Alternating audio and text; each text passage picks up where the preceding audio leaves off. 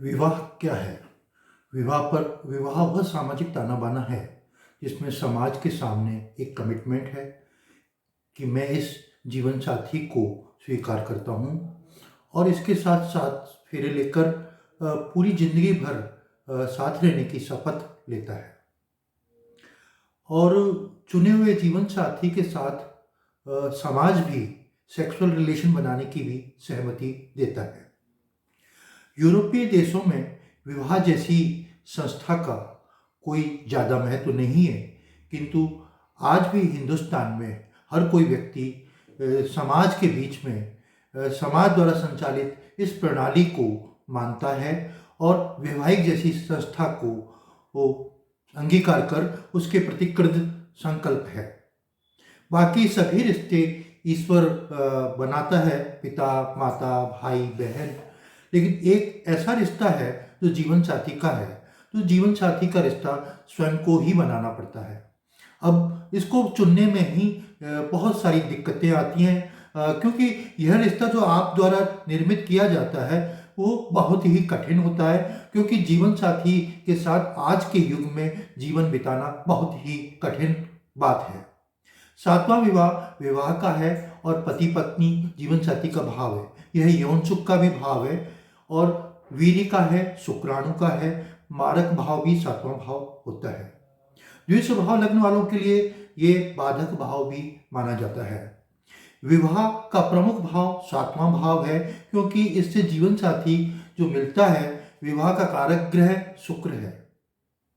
कालपुरुष कुंडली में सप्तम भाव तुला राशि है और विवाह के लिए सहायक उसका दूसरा भाव भी सहायक भाव है, क्योंकि दूसरे भाव कुटुंब में वृद्धि करता है। तो जब शादी होने के बाद उसके कुटुंब में वृद्धि होती है, तो कृष्णमूर्ति पद्धति में दूसरे भाव को सहायक भाव माना है।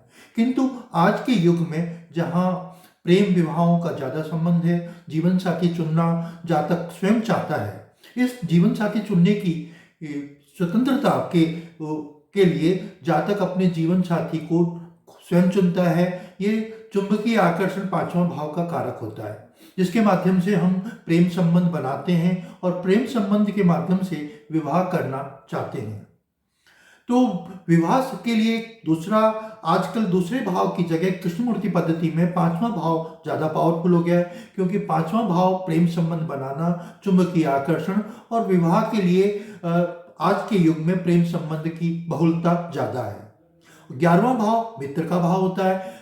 11वें भाव से हम मित्रता देखते हैं और इच्छाओं की पूर्ति का भाव देखते हैं। तो आज के युग में हम कह सकते हैं 5वां, 7वां और 11वां भाव विवाह के लिए कृष्णमूर्ति पद्धति के हिसाब से विवाह के मुख्य भाव है। अब आपके दिमाग में ये प्रश्न आ सकता है कि 7वें भाव किन किन भावों से कैसे विवाह का देखा जाता है। 7वें भाव के सबलॉर्ड इन उपनक्षत्र स्वामी का संबंध दूसरे, 5वें, 7वें और 11वें भाव से होता है, तो जातक प्रेम विवाह करता है। अगर किसी जातक की कुंडली में 7वें भाव के सबलॉर्ड का संबंध दूसरे, 5वें और 12वें भाव से है, तो जातक प्रेम तो होगा, किंतु जातक प्रेम संबंध विवाह में कन्वर्ट नहीं होगा। अगर 7वें भाव के उपनक्षत्र स्वामी का संबंध 2, 5, 8 और 12वें भाव से है, तो जातक विवाह पूर्व प्रेम संबंध बनाएगा और शारीरिक संबंध भी बनाएगा और बदनामी भी होगी, किंतु विवाह में वो कन्वर्ट नहीं होगा। शादी कराने में कौन सहायक होगा, एक सबसे बड़ी है कि हमारी शादी कौन कराएगा, कौन सहायक होगा। शादी कराने में सहायक के लिए सप्तम भाव के उपनक्षत्र का संबंध अगर लग्न से है, तो जातक स्वयं अपने प्रयास से अपनी शादी करेगा, अपनी शादी के लिए खुद बात करेगा और खुद बात करके ही शादी के लिए तैयार होगा।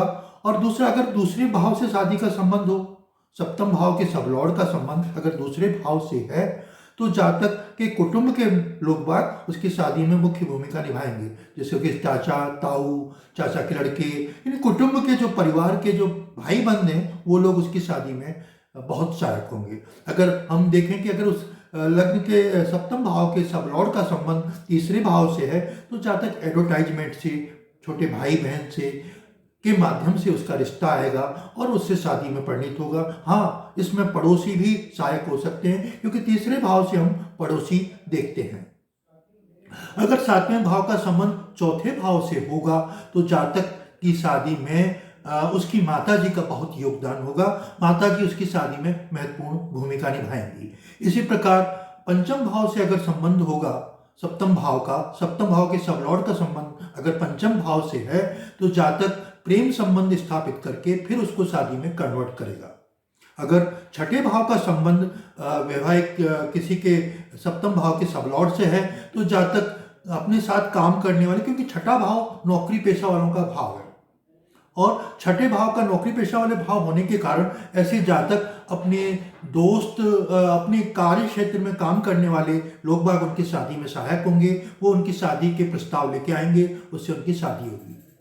अगर सातवें भाव का संबंध सातवें भाव से ही है, सातवें भाव के सबलॉर्ड का संबंध सातवें भाव से है तो ऐसे जातक का विवाह उसके पार्टनर, बिजनेस पार्टनर वगैरह उसकी भूमिका निभाएंगे जो शादी में बहुत सहायक होंगे। अब आता है आठवें भाव के सबलॉर्ड का, सातवें भाव का सबलॉर्ड का संबंध अगर आठवें भाव से है तो उनका विवाह विचित्र तरीके से होगा।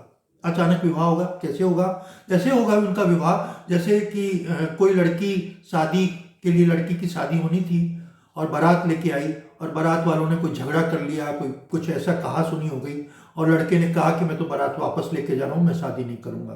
तो कोई लड़का अचानक से खड़ा होता है और वो कहता है मैं इस लड़की से विवाह करूँगा। तो ये अचानक शादी होती है, अनएक्सेप्टेड। वो आठवें भाव के सबलॉर्ड का संबंध अगर बन जाता है तो ये ऐसे अचानक शादियाँ होती हैं। अब आप कहेंगे नवें भाव का संबंध से कैसे होगा? नवें भाव पिता का भाव का कारक होता है, तो पिता भाव और ये धर्म गुरु के भाव से, गुरु कहेंगे कि इससे शादी कर लें तो उससे शादी के प्रस्ताव में गुरु का योगदान होता है शादी में, या पिता शादी में। वैसे भी माता पिता का योगदान शादी में काफी होता है। नवम भाव से अगर संबंध बन जाए सातवें भाव के सबलॉर्ड का तो ऐसे जातक के पिता शादी में बहुत सहायक होते हैं।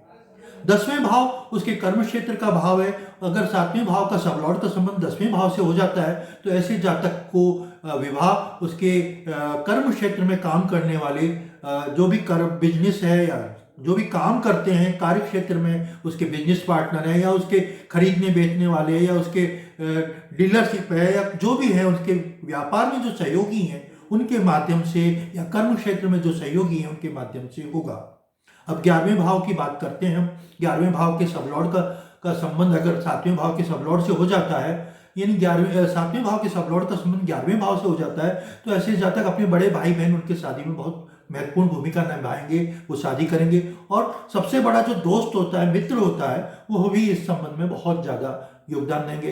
जैसे अगर बुध बैठा है तो महिला मित्र, अगर शुक्र बैठा है तब भी कोई प्रेमिका ही उसकी शादी में सहयोग करेगी। ऐसा भी देखा गया है। कई बार ऐसा भी दिखाया गया है कि अगर सातवें भाव के सबलॉर्ड का संबंध 12वें भाव से है तो जातक का विवाह विदेश में होगा या हॉस्पिटल, कारावास, यहाँ काम करने वाले जातक या फॉरेन में रहने वाले या उनके फॉरेन के सहयोगी या रिश्तेदार वो शादी में बहुत सहायक हो सकते हैं। तो विवाह की जो ये सिस्टम है ये बहुत ही महत्वपूर्ण है और इसमें कृष्णमूर्ति पद्धति में विवाह के बहुत महत्वपूर्ण सूत्र हैं जिसके माध्यम से आप स्पष्ट रूप से कह सकते हैं इस जातक का विवाह होगा और इस जातक का विवाह नहीं होगा। अगर सातवां भाव ऑपरेट हो रहा है तो आपका विवाह नहीं हो सकता। कई बार ऐसा देखा है कि सातवां भाव ऑपरेट नहीं होता है तो उसकी शादी संबंध टूटने में भी हम कई बार देखते हैं विवाह में रुकावट भी आ जाती है। अगर छठे भाव का संबंध छठे भाव से हो रहा है तो कर्फ्यू लगने के कारण विवाह में अड़चन आ सकती है। आज के युग में जैसे क्वारंटाइन हो गया था कोरोना के कारण, तो उसके वजह से भी लोगों की शादियां एक्सटेंड हुई तो वो शादी में रुकावट, छठे भाव का संबंध छठे भाव से होना, क्योंकि विवाह में रुकावट का भाव छठा भाव है तो छठे भाव का संबंध होने पे प्रॉब्लम हो जाएगी। ऐसे अगर मंगल है छठे भाव का सबलॉर्ड तो खाने पीने के कारण रुकावट में कई बार दिक्कत आती है। खाने पीने की व्यवस्था नहीं बनने से शादी की व्यवस्था नहीं हो पाती है। कई बार ऐसा देखा है छठे भाव के सबलॉर्ड का संबंध राहु से है तो कोई अफवाह के कारण भी कई बार रिश्ते टूट जाते हैं। आपने देखा होगा, कह दिया लड़के को कि शराबी है, लड़की के लिए कह दिया करेक्टर से साउंड नहीं है। तो ये अफवाह के कारण जो शादी में रुकावट आती है जब छठे भाव का सबलॉर्ड का संबंध राहु से हो जाने पर ऐसा होता है। कई बार देखा होगा शुक्र छठे भाव के सबलॉर्ड का संबंध हो जाता है शुक्र का, तो दहेज के कारण कई बार शादी में रुकावट आ जाती है। कई बार आपने देखा होगा कि झगड़े के कारण कोई आपस में कोई पुरानी झगड़े थे और कोई भाई बहन बुआ जी फूफा जी कुछ ऐसे लग के, तो कई बार झगड़े के जो कारण हो जाते हैं वो केतु ग्रह अगर छठे भाव के सब लॉर्ड का संबंध बन जाता है सातवें भाव से, तो ऐसे लगन झगड़े के कारण विवाह में दिक्कत आ जाती है। कई बार आपने देखा होगा शादी में कई बार नौकर भी विवाह के बाधक हो जाते हैं। अगर शनि का संबंध छठे भाव से बन जाता है और सातवें भाव को आ जाता है तो छठा भाव पावरफुल होने पे नौकर भी शादी को बिगाड़ देता है। नमस्कार।